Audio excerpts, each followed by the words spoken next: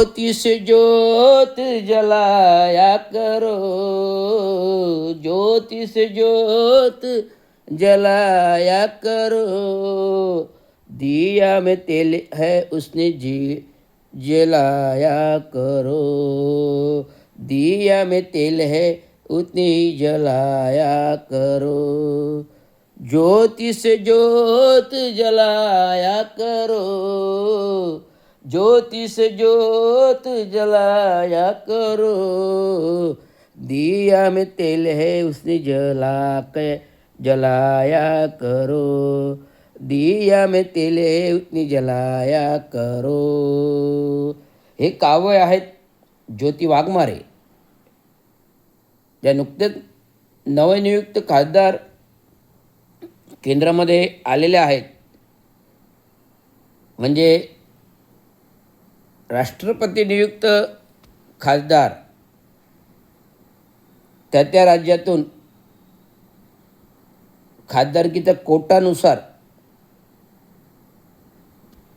मला वाटतं मागासवर्गीय आहेत त्याच्या कोट्यानुसार आलेली एक खासदार आहे.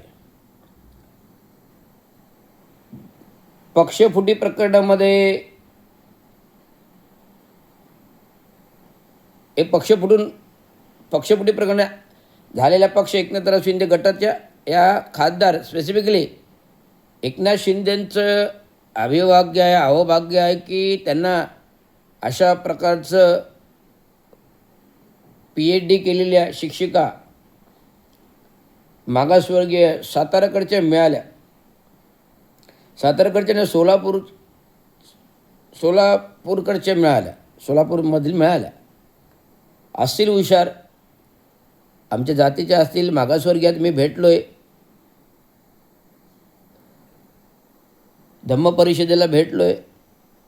एकनाथराव शिंदे आले होते, ज्योती वाघमारे आल्या होत्या. परंतु तुम्हाला वाटत नाही की ज्यांना खासदारकी मिळाले त्यांना लगेच 2 शिंग फुटली म्हणून? महिला आहेत, महिलांनी आपल्या इब्रतीत आपल्या कक्षेप्रमाणे मर्यादाप्रमाणे बोलवलं आहे. आपण आता नवख्या खासदार आहेत आणि काय झाले, त्या उद्धव ठाकरेंना हाणून हाणून हाणून हाणून तुम्ही खासदार झालात. लक्षात घ्या, उद्धव ठाकरेंना हाणून नंतर तो एक गणेश नाईकांच्या विरोधी बोलून बोलून बोलून खासदार झालात. तुमचा अभ्यास काय आहे, संविधानिक अभ्यास काय आहे ते मी पाहिले भाषणामध्ये. तो अभ्यास कोणालाही बोलता येतो, तुम्हालाच बोलता येतं असं नाही. तुमच्यासारखे अनेक विद्वान पडलेले आहेत. आतामध्ये उद्धव ठाकरेंवर पोस्ट गेले, उद्धव ठाकरे गद्दार, उद्धव ठाकरे अमुक, उद्धव ठाकरे तमुक. अरे ठीक आहे, गद्दार तर गद्दार. काय माहिती आहे, दर्पण आयना आरसा हा एकच अर्थ आहे जो पारदर्शक आहे, जो सर्वांचे प्रतिबिंब स्वतःला दाखवतो. ज्योती वाघमारे ताई,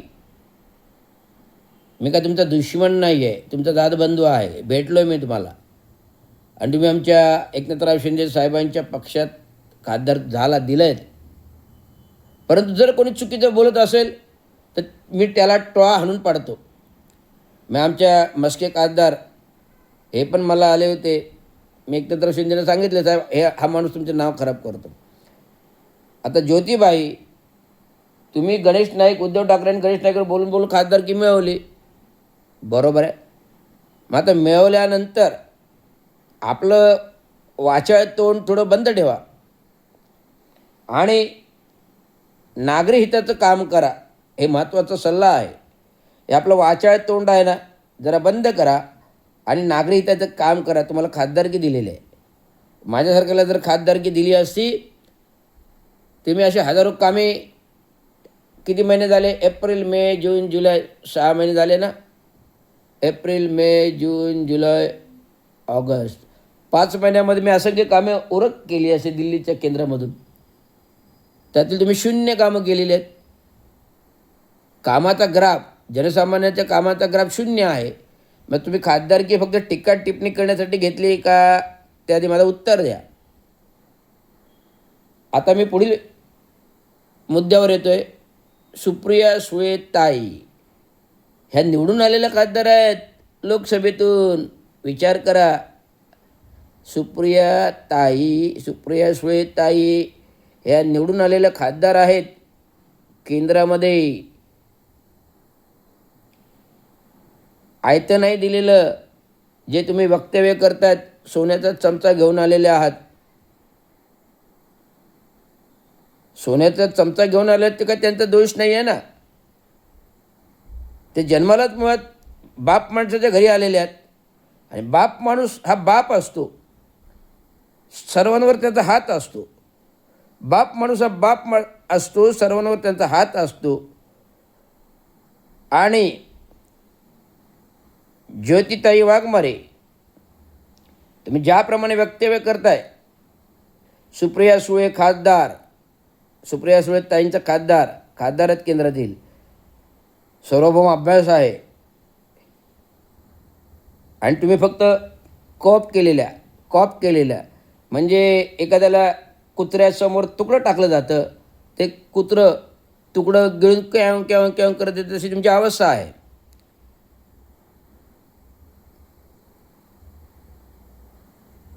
त्यामुळे सुप्रिया सुळ्यांवर बोलण्याची पात्रता नाही. त्यांनी चांदीचा सोन्याचा सगळे चमचे घेऊन आलेले आहेत, बाई आहेत त्या. कारण त्याच्या घरातच जन्म असा झाला आहे की तो राजकीय घराणा आहे, ते बाप माणसं आहे, शरद पवारांचं आहे. त्यांच्यावर टीका टिप्पणी करणं, एका बाई माणसावर टीका करणं हे शोभत नाही.